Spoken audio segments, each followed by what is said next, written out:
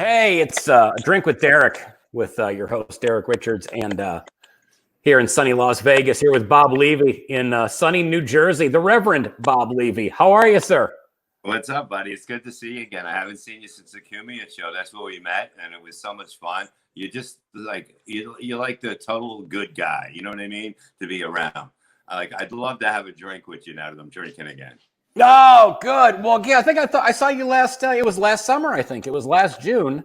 Yeah. When we had met over doing the Cumia show with Dave Landau and Compound Media, and you were off of booze at that point. You're like, I'm taking it easy.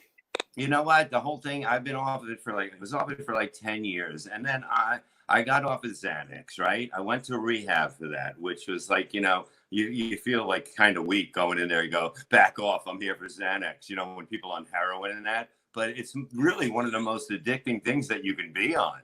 And I stayed there a week. I felt better. I wanted to leave. They didn't want me to leave because they want the money.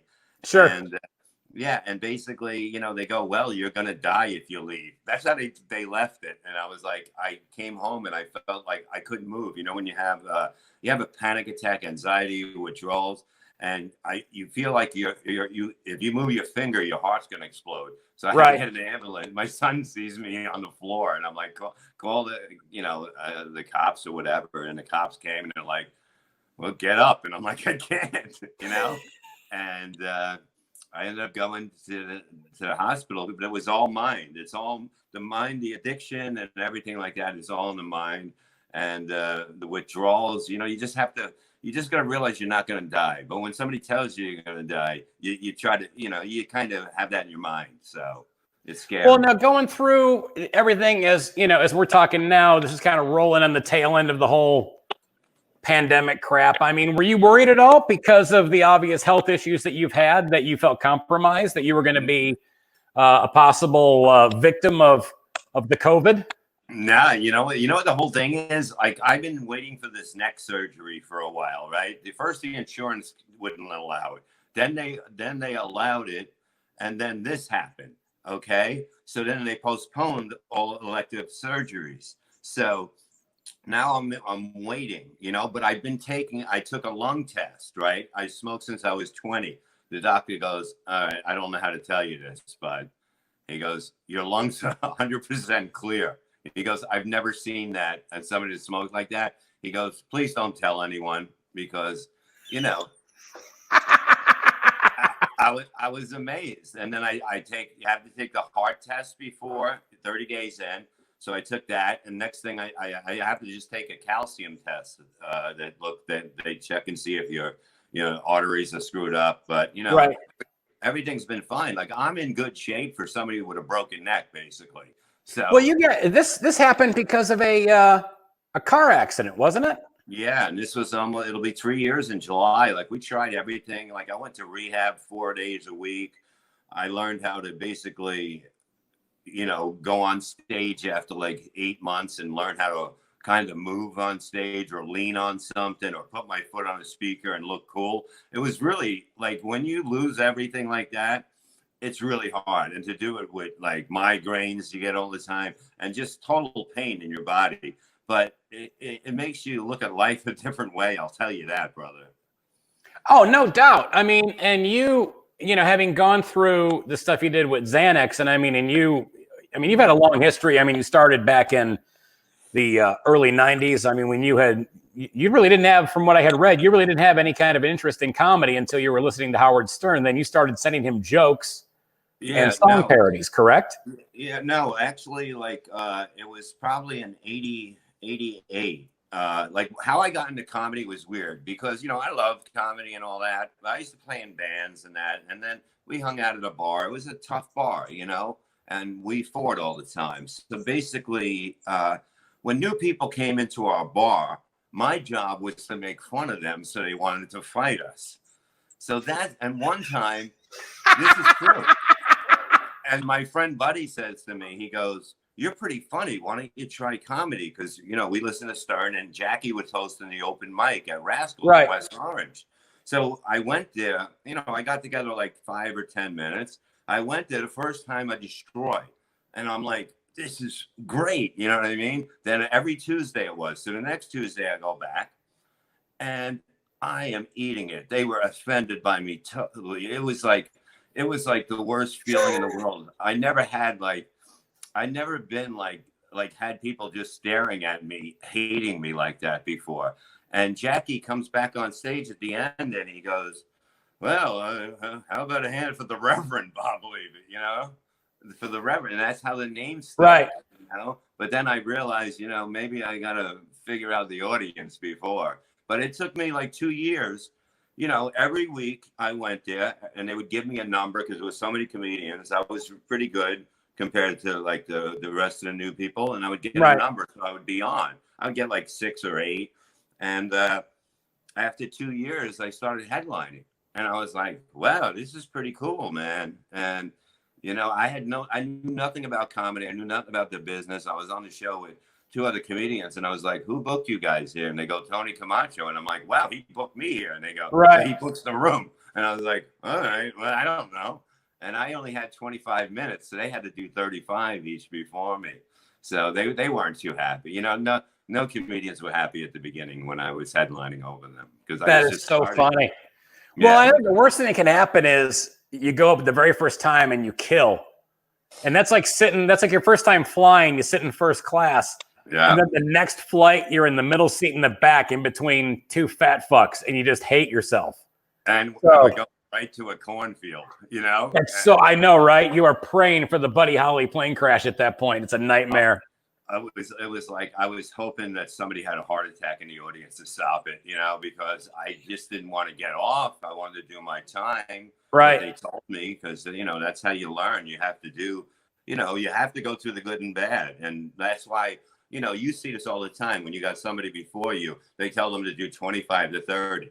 If they happen to be killing, they'll do 35 to 40, but they'll never go long if they're bombing. They'll get off early. You know, that's what I don't get about the ego of comedians. You know what I mean? It's always like, do your job and we work as a team. And if we work as a team, you know, we all come back.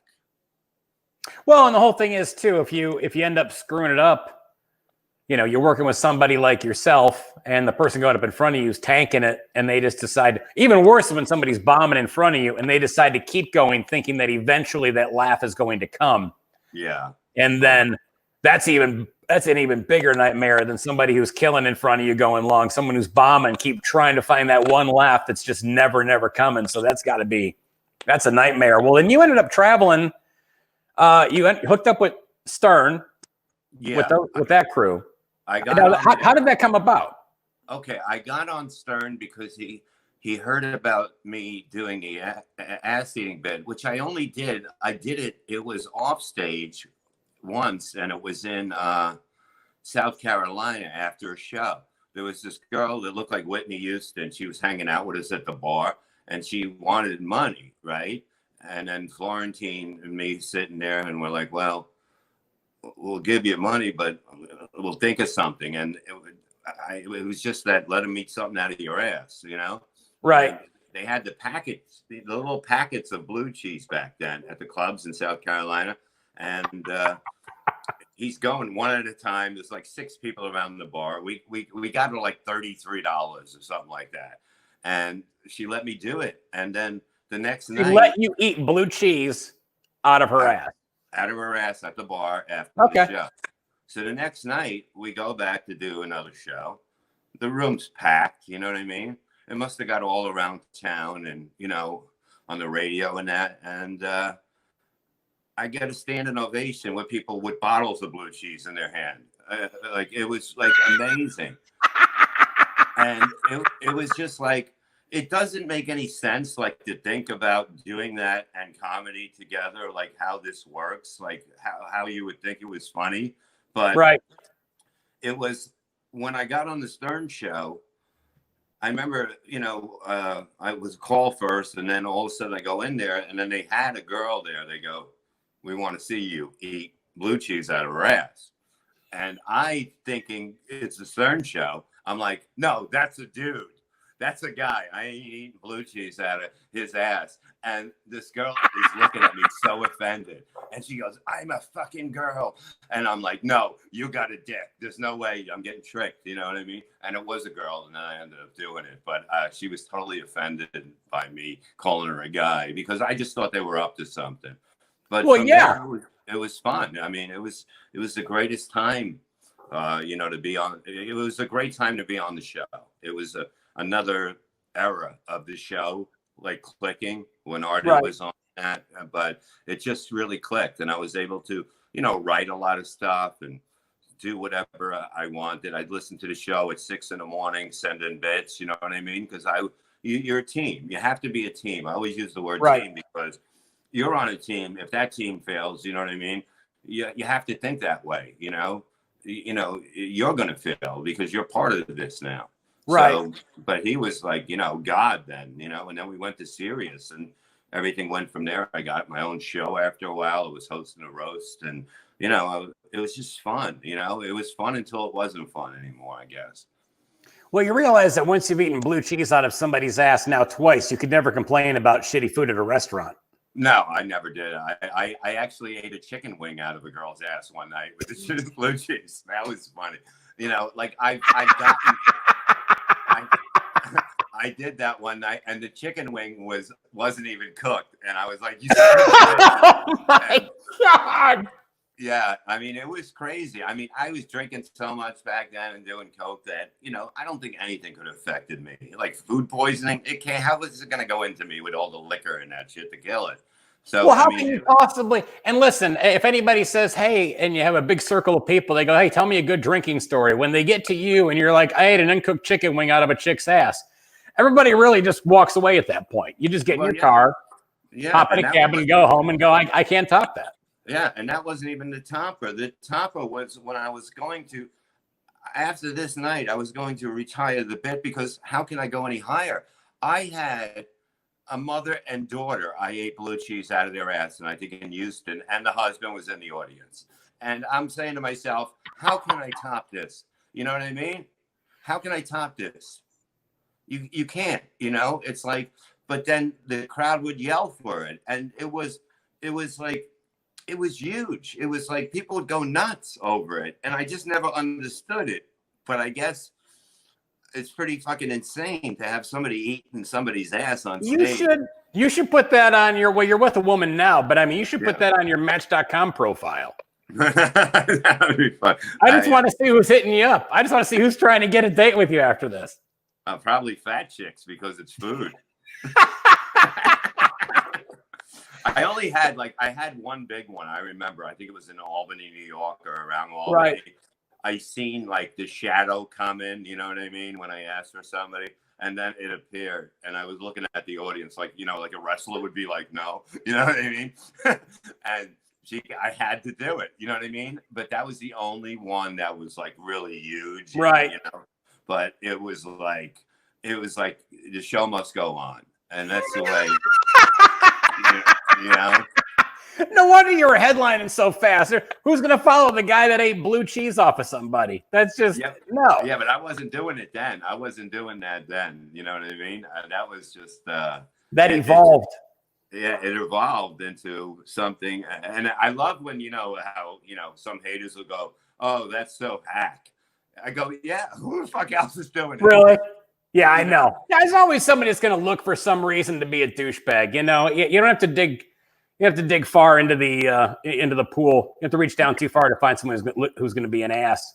Yeah, exactly. But it was a fun time, but it was too much. You know what I mean? It was like when I finally ended up quitting the show, it was just too much bullshit. You know what I mean? Too much, and then too much drinking, too much drugs. Because if you were crazy, you got on the show. So was that what? So primarily on Stern. What years were you on? Do you recall off the top of your head? I know. I remember 2002 to 2010. So then at that point, 2010, you said it just got to be too much, and you left because of the excess, or did you leave for any other reason? I left for other reasons too. It was a Right. lot of people. It was too many people trying to say Howard said this, Howard did this. We're Right. going to ban you from the building. You know, you can't go on Opie and Anthony, and we're going to take your plugs away. And you know, most of them were bits. You know what I mean, with the plug thing.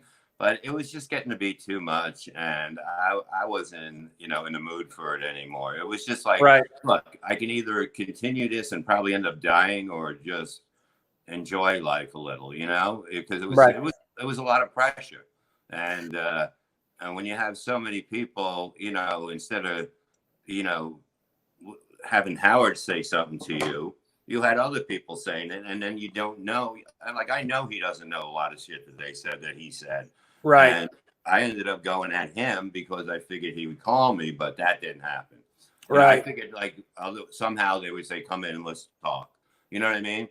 Right. But that didn't happen. And the cops ended up coming to my house, the NYPD Blue. So, you know. Oh, seriously?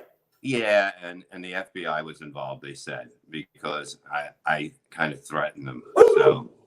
You threatened Howard, or you threatened the staff? Yeah, I did it on my podcast, you know, and I basically told one of his, he had a detective that was one of his security guys that you wouldn't know about. And I basically would talk to him on the phone, and I go, look, I'm going to do the same thing with an ice cream cake. You know what I mean? And he goes, wow, you're a pretty good actor. I go, well, that's all this is anyway when you're on radio. You know what I mean? Like, right. You step it up a little bit. You know, it's sometimes it's acting. Yeah, it's theater of the mind. I mean, you're gonna ramp it up to make it interesting for the listening audience. Yeah, if you don't, you're just a boring guest, and a boring guest was not something that he allowed on the show. And no, you know, you wouldn't get on the show if you didn't have something insane about you, or just a great stories, or whatever. You know, right? If you were just a regular comic, I would. They could have cared less. You wouldn't be on the show. You know what I mean? I go, I'd love to try to get you on the show, but you're not right for the show. It's just the way it is. What do people not know about him? I mean, he really does care about his show. I've never seen, you know, I've seen like Kid Chris like that too, that really care about the show. I mean, he during a break, everybody was giving him idea. You know what I mean? Like he was working during the breaks. He really cared about what went on the air. You know, right. a true professional that loved doing what he did. He may talk that he didn't love it or whatever, but no, he fucking loved it. And, you know, he was quiet, but he took time to talk to you. You know what I mean? It was an honor to go out places, and he'd show up, you know, and hang out. It was really something. You know what I mean? It was an amazing time to be part of it. But now, do you guys have any kind of a relationship now at all? Have things made up, or just kind of went your own separate ways?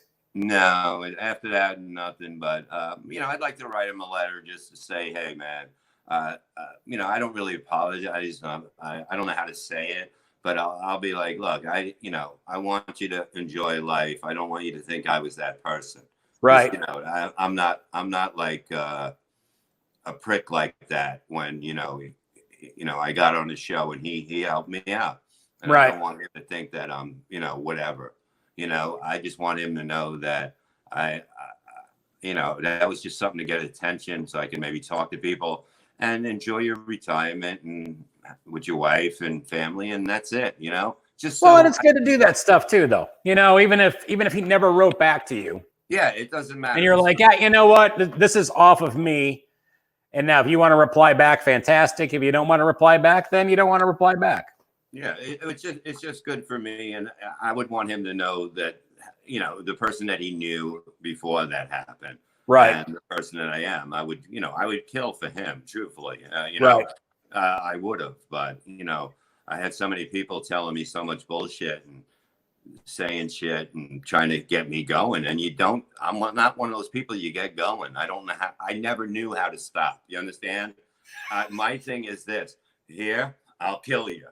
Here, I'll kill you. I don't have any, but I'm working on that. I've totally worked on that. You know what I mean? Since getting off Xanax, believe me, Xanax is a horrible thing, because Xanax will take you from, you'll be happy, you'll be the happiest ever, but when you're mad, fuck, you become somebody you're not. And I tell anybody, if you're on Xanax, get off it, because you're going to get hooked on it, and it's not going to do the job that it's supposed to do at the beginning.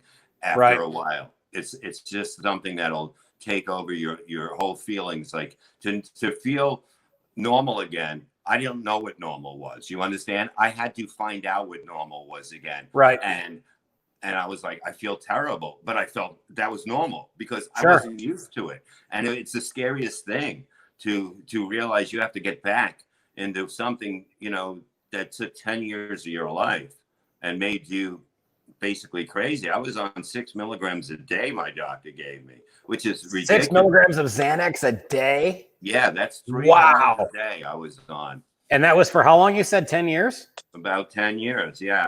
Maybe at 8 years I went to 2 a day, but he would give me whatever because he was a fan. Right. And wow. It was crazy, you know what I mean? To be on that much. When you look at it, if you took even 2 milligrams, you'd be probably out of it. Me, yeah. It didn't affect me. I would take sometimes 2 milligrams and go on stage, and you would never know, you know? Wow. Yeah, I would run out early at the end of the month because I would take too much, and I'd have to go through withdrawals. Well, your brain gets so used to it. And so, yeah, you've got to keep feeding the beast even more. I mean, and then during that era too, because you guys were on tour, it was you and Jim Florentine, Artie Lang was a part of that. I mean, and Artie, I mean, obviously it's well documented that he's had his issues. If you read any of his books or, you know, Artie Lang's history. Were you close with Artie when all this was? Yeah. I mean, like I got him, like he was working with John, and like he didn't know what he was worth. You know what I mean? He was working with, Stuttering John? Stuttering John. But like, it wasn't like, you know, he was happy, you know what I mean? And I said, hey, he goes, we got to work together. So I got my friend in Florida, Don Siegel, he had a room out there. Yep. And I go, hey, you want to come out there? He goes, how much? I go, I got you 15 grand. And he's like, 15 grand. And I'm like, yeah. And he goes, and then they started adding shows to it. And he goes, wow. He goes, you know, because he was making like maybe 2,500. Like he didn't know what he was worth. I said, you have to look at the numbers of people that come. And then I was able to get him, like his manager would get him up to where I would get him. Then I got Chicago, I got him 30. Then I got Vegas, I got 80. You know what I mean? Right. And I was able to set, and I go, look, this is the number of people that come in. They'd be happy just to break even at the door having somebody like you. So you have to look at business like that. You know what I mean? So if they're still making money, if you still give them 10, 15 grand that they're making, they're thrilled, you know? They're thrilled to have you, a big name, and to have a show like this with me, him, and whoever, you know? And they're making money. Most clubs don't make money when they have a big name in. That's just the way it is. It's usually in a club, they'll take 100% of the door, you know, if they're not getting paid whatever the hell that they can. And, it was amazing to see him just like, you know, use what he had. You know what I mean? Now, was he heavy into all of his vices at the time when you were kind of helping him out with this stuff, or did that happen later? We were just hanging out like friends and just working. But I never knew he was doing heroin until probably when he told me way after this. I just thought he drank a lot. Right. Like me. I would drink. I would do coke, and he would say, "Oh, that's horrible. Don't do that." You know what I mean? That shit is horrible. I remember to this day him telling me that. Don't do that shit. He would yell at anyone that did it. And but you know, like when I find out, like, oh man, and this time at Chicago he was fucked up, but I didn't know. You know what I mean? I thought he was drunk. It's weird to, you know what I mean? Because when you think of somebody doing heroin, you think of somebody just laid out, right? That's what I always thought. But you know, to me, he was drunk. You know, it looked, and it just never came up, and nobody knew really. You know, I mean, it's something like I mean, I never done heroin, so I don't know what the hell it does to you, but but he was like, I just thought, I seen what we drank, and he would have a bottle of Jack Daniels, and I'd have a bottle of either vodka or a bottle of tequila. You know what I mean? And we would drink a lot before the show till after the show. And that there was it. no way the coronavirus was going to hit you. No, I mean, I would hate to go that way. all the booze and crap in your system through the years, that virus didn't have a chance. Yeah, no, I mean, that's why, like, today I'm like, I do stay home. I can't go out only, I went out yesterday to the supermarket or whatever, Target, to get some stuff, but I can't deal with everybody with masks on. I don't know if you're like me. Like, I feel like I'm in a fucking waiting room of a hospital everywhere I go, and I just can't deal with it.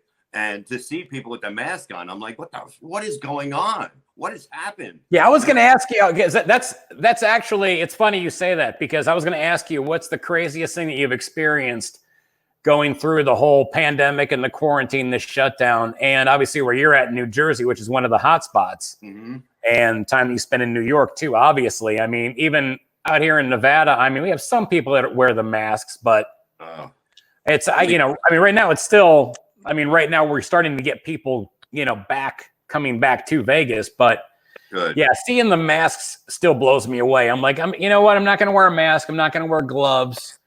I've always washed my hands. I wasn't raised by wolves. Yeah. My parents always, show me your hands. If they were dirty, I get smacked upside the head and I go back in and wash them. It's like the fact that we need to tell people to wash their hands now, it just completely blows me away. Yeah, I mean, it totally, like, here we have to wear a mask. You cannot go into a store. I went into the Wawa, right, one night. Like, she was working in New York at, for the, the COVID thing when they called everyone there. And I said, let's go, I'll go get ice cream or something like that. And that's not even me. You know what I mean? At 12 o'clock, I'm going to go get ice cream. Right. You know what I mean? And I did it. And I go there and I get the ice cream. And I go up to the counter and he's like, dude, I can't serve you. And I'm like, why? And he goes, you don't have a mask on. And he goes, and I'm like, what are you talking about? And he goes, you got to wear a mask. And he points to this big sign and everyone's got masks. And he goes, you got anything in the car that you can wrap around your face? And I'm like, what am I, racist? You know what I mean? Like, I have a ski mask or something, my duct tape, I mean, I was like so confused. I'm like, I just want to get this and cigarettes. And he's like, he goes, here, take this paper towel, go outside and wrap it around your head and then come back in. And that's what I had to do. And it's so funny. It's like, everything that we did was so stupid that now even the cosmetic, because the guy's just trying to save his job. He's got the video camera going there and you come walking in with, some Bounty paper towel on your face. And just so you can buy, a little tub of Blue Bunny ice cream, it absolutely just blows me away.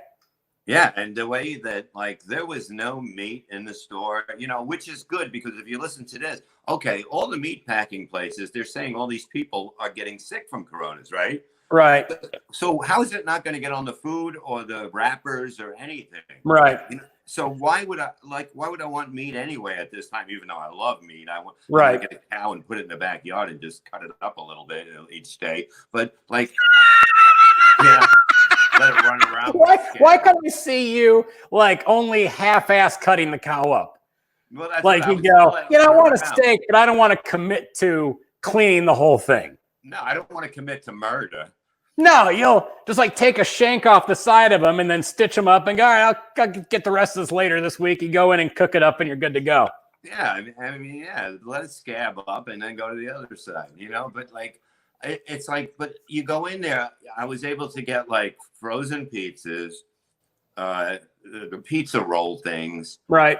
I tried to get creamer from coffee. I got one of them. Like, they didn't have anything in there. And I'm like, I don't want to, I just, it just feels, and then I go to the bank first to get the money. I take out $200, right? It's all in 20s, right? But it's all new 20s. Now I got this and I can't get it. And I don't want to go like this. And like fucking animal. So I go to the counter at the store to get, and I'm just like, 20, 40, 60, 80. And then she looks back at me and she goes, oh, you gave me an extra 20. And I'm like, oh, thank you. Because they were stuck. You know what I mean? Right. They were brand new. And I didn't want to lick my fingers and have people flip out. You know what I mean? Because I don't know how I can handle somebody yelling at me with a fucking mask on right now. You do realize the irony of you not wanting to lick your fingers, but then not 15 minutes ago you were talking about eating blue cheese out of a woman's ass. Well, that's why I said I don't think anything can take me down. You know, I really think like a bullet would come at me and just go the other way because it would just turn. I can't affect this guy. No, it's useless. I can't do this, you know. But you were talking about, I got to mention it only because you said there was a lady that came at you in the crowd and you thought she was a wrestler. You used to semi-pro wrestle. Mm-hmm. Yeah, I mean, you were called the Heartbreaker. Was that it? The Heartbreaker, Bobby Slayer. I also used my wrestling skills on Louis C.K.'s show, Pulp Comics, when he had a show with all these crazy performers, and I was a Jew wrestler, and I only wrestled Jews. So you have to look at it. It's on you. So what, you were wrestling the accountant on the set? No, basically I went up there and he goes, "What's your talent?" And he goes, "I go, I wrestle Jews." And he goes, "You wrestle Jews?" And he goes, "Well, what do you need?" I go, "I just need some room and a Jew." And then he turns around and he goes, "Any Jews in the audience?" We had it set up with a guy with a suit on that looked Jewish. And he goes, "I'm a Jew." And he came up and we wrestled. And then I brought a pizza pan with me, right?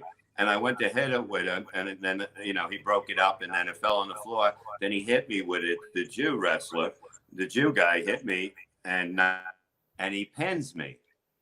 And then he wins and the crowd goes crazy. And Louis goes to me, when I go back, he goes, "What happened?" And I go, "That was no Jew."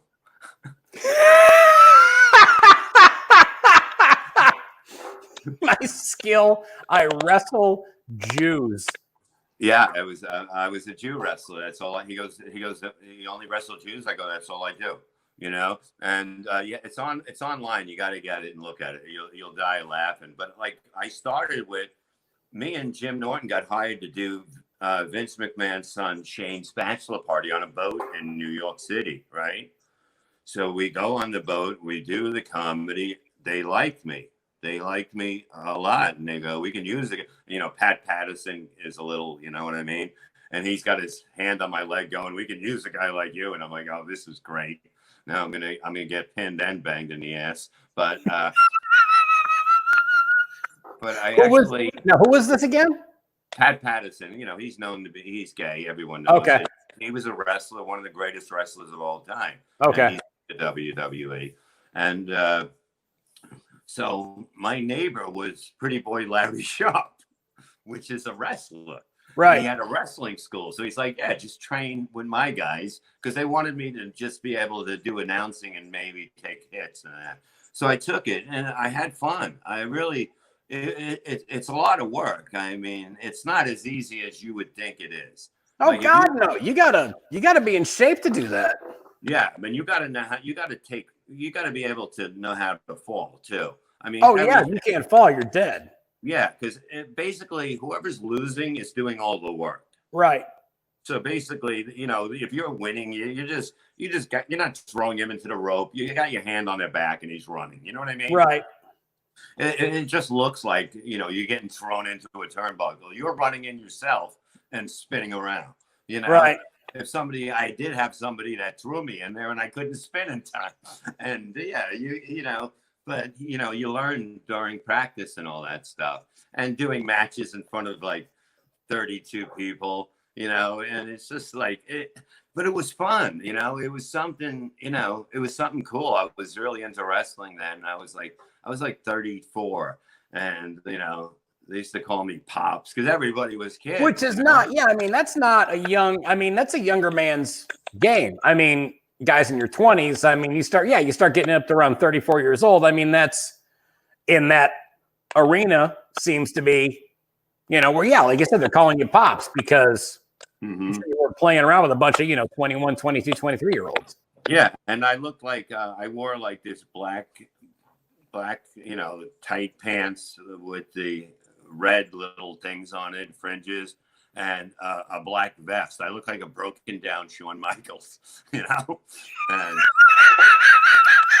but it was so much fun. It was like to yell at the audience, like, you know what I mean? It was fun because I already had that, you know what I mean? I was able to work the audience, and they would get so mad. There's nothing like a wrestling audience that they'll get mad at anything because they believe it. You know, these are wrestling fans, and I'd go, what time, what day, what night is garbage day here? And they go, Tuesday. And I go, well, that's good because I've never seen this much white trash in my life. And they yell at me.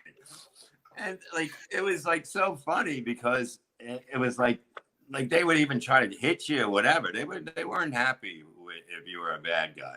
You could never have a bad show after that. No, I mean, it helps you like anything you do helps comedy. You know what I mean? Anything you do helps radio. You know what I mean? I don't. Oh yeah. Because of the fact it brings you into more entertaining to people. They're like, what the fuck? He did this, he did that, he did that. You know what I mean? Who gives a shit? It gets you, you know what I mean? Then I thought maybe I'd get a job, but anyway, it still led to funny talking. You know what I mean? So that's what entertainment is. Well, you do anything that's going to make you more interesting at a cocktail party. I mean, exactly. You know what I mean? Because we're comedians. We have to be interesting. If we're not interesting, we don't have anything. You know? No, well, you lose the attention of the audience in a second. Yeah, so that's why I go 100 miles an hour because I ain't losing. Right. That's just my style. I just don't have time. You know, I think they should get a joke every 4 seconds, 8 seconds. You know, right? Just keep going. That's what I got into. I never really watched anyone. I just figured out this is better for me. Right. I couldn't stand up there and tell a story. Right. I couldn't tell a long story and wait for a punchline. I'd be like, oh God, they're staring at me. They're staring at me. So now I cut that out by going boom, boom, boom, boom, boom, boom, boom. And now they're all fucking, you have the room just going. It's it's a wave that just keeps going. So it's great. I mean, that's why we have the greatest job in the world. Oh, it's the best job. It's there's nothing better than that feeling coming off stage, knowing that everybody had a blast and had a good time. I mean, and you came. Last question here, because Jackie the Joke Man, as you mentioned earlier, called you the Reverend after that show when he was hosting the open mic, and you went up there and you were extremely filthy, and he said, "Give it up for the Reverend," and the name stuck. Your style of comedy is that even a viable avenue for somebody to pursue anymore? Or have we become so lame as a society that comedy clubs today just completely turn their back on that stuff, or comedy club audiences? You know what? Audiences, no, not for me. I've never changed. I've never, I've had club owners say, can you calm it down a little or work hard? And I'm like, well, I don't know what that is. Let me do my job. They're going to have a great time. I read the room. I know how to do this. I do this for a living. Please don't tell me what to do. Don't throw me off by me trying to change for you. Let me just be me. If I don't do good, I don't have to come back. You don't have to pay me. I don't care. But like I would say, if you don't know how to do it, like new comedians coming up to trying to do what we do, don't do it unless you know how to do it, because you're not going to get work. It's not going to go anywhere. There's not going to be 20 me's running around like there was in the 90s and 2000s. It's not going to happen anymore. I had a club owners go, oh, we got this guy on the show. He loves you. He's just like you. Okay, that's what I want. Somebody that's trying to be like me. Then they dress like me. And it was fucking hilarious. But it's like, everybody had, in those days, Norton had his people that would try to be Norton. You know what I mean? Right. It's just the way it was. But now, it was okay, I guess, then. You know what I mean? And they're like, comedians really like, why don't you try to be somebody else? It's not like they're doing the material. It's just that it's everything on stage, the movements, this, that. Yeah, they're copying someone's persona. Yeah. Exactly. And that was a big thing. And you see, you see it and you're like, well, but like to go in that, look, I mean, I'm never going to go soft. I'd rather go home, than go soft, because truthfully, I can't. I want to have fun. I'll guarantee a good show. You know what I mean? Just let me be me. I know what I'm doing.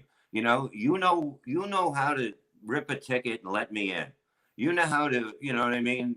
Right. Hire the right, the waitress. That's the team. When you have the team in the comedy club, the waitresses and that's why I said you better tip these. Some of the clubs that where the waitresses, you see them and the waiters doing their job perfectly. That's the only time I ever say you better tip them well, because they make it easier for us when they do their job, where you don't have audience members looking around for a drink, trying to get food. They don't have a fork. They don't have this. They don't have a napkin. They need a drink. It's a disaster for comedy. You know what I mean? But when you see people do it right, you make sure that the audience takes care. And I always say, how do they take care of you? And they go, they tip this. They go, many people don't do what you do. And I go, because we work as a team. And if I don't see the team, you're on your own. You're not trying to help me. I'm not trying to help you. And that's the way it is. No, you're right though. That makes complete sense, dude. Where can I know you're big on social media? You're big on Twitter. Yeah. Where else can people find you at? Well, you can find me on Twitter at Levy_sir. Because you get thrown off of Twitter all the time, don't you? Yeah, I got thrown off. I was doing good for a while. I even had a check mark. I thought, I got all these followers. I had like 70,000 or something. And then all of a sudden I had a fight with Alyssa Milano, and I was banned. Nothing. So it took me, I got back on maybe in September. I got like 5,000, maybe something like that, 4,500. Right. But it's good because I get to talk to people. You know what I mean? I get more reaction now than they have with 70,000. Like, I think it's good for people just to start all over, only because it's all dead numbers. You know what I mean? It's like it becomes dead numbers after a while. Like, people go on and they're like sick of it. But now you get to know the people, and it grows like that. That's why. And I always take time to talk to them. You know what I mean? And I've been going on Periscope just to gives people some reason to realize that, you don't have to stay home. You can have fun with me. Let's talk. If you got a problem, hit me up. If you got a drinking problem, you feel like you're going to fall back, drug problem, I can help you. Even though I drink a little now. Yeah, but I can still help you because I'm in control of my own life. If you're going to drink or something, be in control of it. What's so fucking hard about being a grown-up about drinking? You know what I mean? Have a good time. Why can't I have a few drinks with my friends? Why? Because I can't fucking stop drinking? Why can't I stop drinking? Because I'm an asshole. Okay? So once you realize you're a fucking asshole, you got to get control of your life. It's like anything else, Right. It's like be in control. It's like, you have to, there's so many things that you're not supposed to do. You know what I mean? Like, I was doing a bit, like, people go, oh, they're so happy when somebody's offered drugs or whatever. Right. But what if Bob doesn't beat his wife anymore? Oh, I'm so proud of him. One day at a time, Bob. You know what I mean? It's wrong. You just don't do it. You know what I mean? But you don't try to make an excuse. You know what I mean? Right. It's like they put ex-junkies and ex-alcoholics on this fucking all the way up here, when it's like, you were doing it wrong. You were not good at this. You know what I mean? You're not supposed to be, you're not supposed to be drunk and driving. You're not supposed to be doing heroin. It's illegal. Cocaine. It's illegal. You know what I mean? I'll smoke a little pot for pain. I'm in control of myself. You don't see me fucking going out and getting coke or fucking getting drunk, trying to rape somebody. You know what I mean? It's like you have to be in control of your own life. Otherwise, you can't do anything. You're just. No, you're right. Yeah, and people don't get that. It's like pat somebody on the back for doing something that they're supposed to do, and it doesn't make any sense. Right. It's like, all right, good for you. That's it. You know what I mean? That's all I'll you tell you gotta what, say. I want you as my sponsor. Yeah. But because because you'll learn. Because everybody No, wants to exactly. I mean, feel because bad. you've seen the worst of what can happen. I mean, based on the issue you had with Xanax and stuff like that, and where Yeah, you with just and completely drinking backed too. off of booze and everything for a 10-year period, and and now you're like, okay, let me, for you it worked for you to get back and you can enjoy it, and it doesn't control you, which is fantastic. Yeah, and most people are like, I stopped. Then you go to meetings and you're counting days. What are you counting days for? You count days because then when you fuck up, you feel so horrible about yourself Right. that you want to just continue drinking or doing drugs because you don't have that streak going. Nobody has a streak going, okay? Not even a baseball player can keep a Right. streak going. It's the way life is. Just fucking stop whining and fucking just get your shit together. And that's the key. Just be in control of your own fucking life. Don't worry about numbers. Don't worry. Just do the right thing in your mind. You can't fucking just go full blast because, oh, I had a chip and then the chip it doesn't mean anything anymore. Then fucking just stop drinking again. You made a mistake. Everybody makes a mistake, If you think you made a mistake, you made a mistake. Don't fucking, it's not the end of the world. Just fucking get up and dust yourself off and stop being a pussy. That's the way I look at life. You're my new favorite motivational speaker now. Thank you. I should be out there, but I'm too real to have this told to kids, to anybody. Well, no, I wouldn't have you talk to an 11-year-old like this. Well, maybe 12. Maybe 12.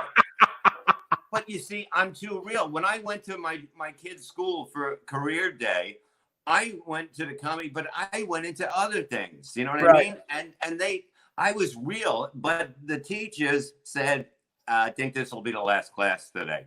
And they sent me home. But you know what the great thing was? A couple of weeks later, I get an envelope in the mail. And I'm like, oh, maybe divorce papers again. I don't know.